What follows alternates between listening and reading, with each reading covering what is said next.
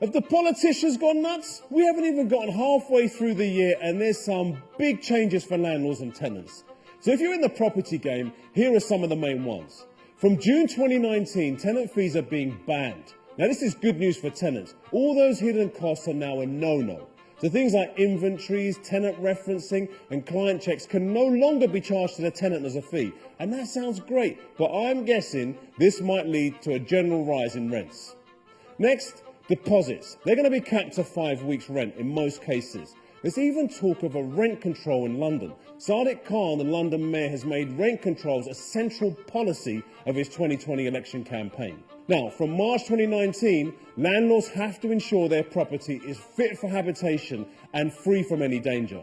If you breach this, you could be taken to court by the tenant. And from April 2019, property agents have to join a government-approved Client Money Protection Scheme, or a CMP. If they don't, it could mean a £30,000 fine. And some of you own HMOs. Now, these are houses with multiple tenants occupying them. Now, all houses of 5 or more people who share facilities are classed as a HMO, and there's a minimum size rule for the bedrooms. And although this has been banded around for a while, in April 2020, landlords can no longer deduct their mortgage costs on the balance sheets, meaning their profits are going to shrink. And finally, the big one. Section 21 notices or no-fault evictions are being outlawed.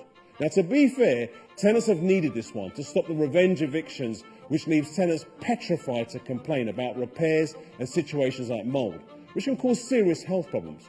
But it's not all one way. The courts will protect landlords by allowing for an accelerated eviction process, so landlords can regain their property where tenants have misbehaved.